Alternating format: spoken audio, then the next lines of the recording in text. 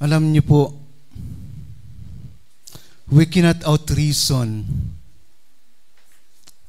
God's faithfulness sa sitwasyon na mayroon tayo. There's always a huge difference of praising God rather than, alam niyo yun, yung ma-overwhelm tayo ng problema. Kailangan lang nating i-allow ng Panginoon kung yung anong programa niya para sa atin. And we know na ang ating kalapitan sa Panginoon ay para sa ating ikabubuti. Siguro po in order to do this, maribang balikan natin yung latest or very significant moment na napatunayan mo sa sarili mo na buhay ang Diyos.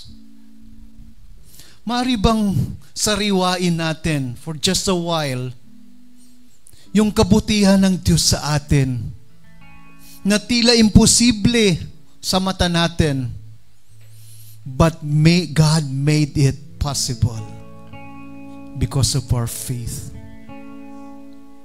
Mayroon ba tayong kwentong tagumpay na kasama ang Panginoon?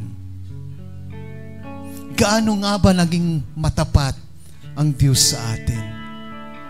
Minsan kailangang sariwain natin to. Sabi sa Samuel, remember the good things that God has done for you in order for you to go through. Meron ba tayong kwentong pagsama ng Diyos? Meron ba tayong banner that we put a banner ng tagumpay ng Diyos? This is our Jehovah Nissi. Our Lord is our banner. Banner ng tagumpay. Noon ang gera, pag linagay na yung bandera, it signifies that they are victorious, that they conquered the place. Ano bang place sa buhay natin? Ano bang place sa puso natin na hindi pa napagtatagumpayan kasama ang Panginoon? At ano bang place sa heart natin na nilagyan na ng banner ng Panginoon? In this place, I spell victory sa anak kong to. Anak, sabi ng Panginoon, anak, ayaw kitang makita maghirap, pero kailangan pagdaanan mo to. Kasi ito lang ang paraan na mas lalo mo akong makilala, mas lalo ka sa aking magtiwala, mas lalo ka sa aking umasa. Hindi sa galing mo, hindi sa kakayanan mo, hindi sa diskarte mo, kundi pagsama ko sa iyo. Meron ba tayong bibig, boses na lalabas sa mga katagang to? Panginoon, ikaw ang banner ko. Let me just recognize it, Lord. Let me just worship you, Father. Let me just exalt your name despite of my situation. Ano man kinakaharap ko, mapagtatagumpayan ko to dahil kasama kita. And even though I walk through the valley of the shadow of death, I will fear no evil because you are with me. Can we just sing this song, Dakilang Katapatan? Ang katapatan ng Panginoon, siyang nananalaytay sa dugo natin, kaya tayo nagpapatuloy dahil mayroon tayong Diyos na matapat, Diyos na buhay. Sige po, awitin po natin.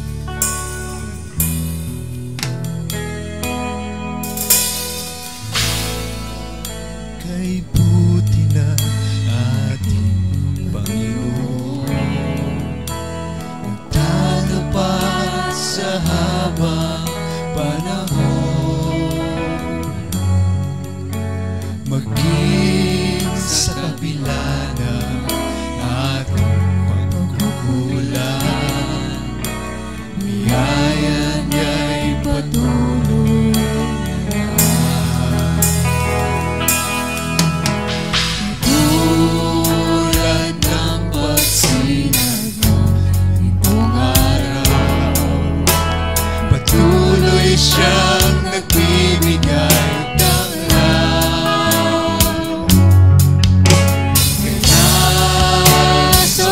susukot ng amin.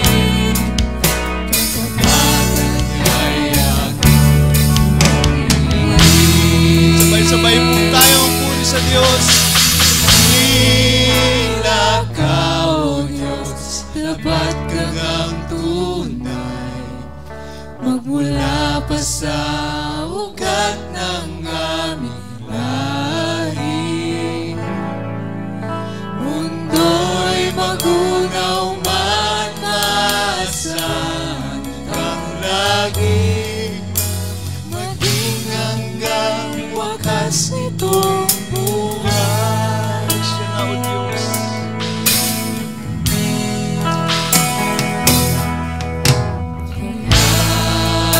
O Diyos, ika'y purihin.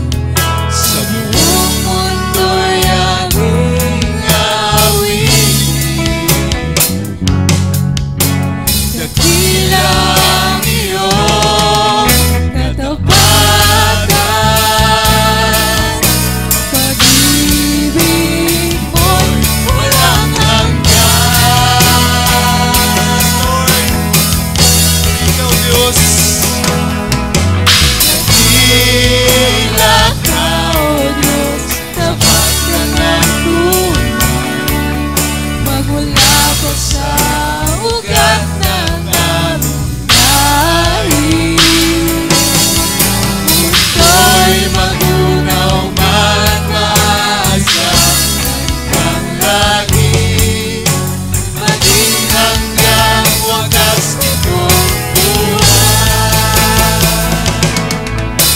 Dakila ka, O Diyos, sa habang panahon, katapatan mo'y matibay na sandigan. Sa bawat bigati, tagumpay man ay naroon, daluyan ang pag-asa kung kailan pinahon. Pag-ibig mo'y alay sa'min noong hanggang ngayon.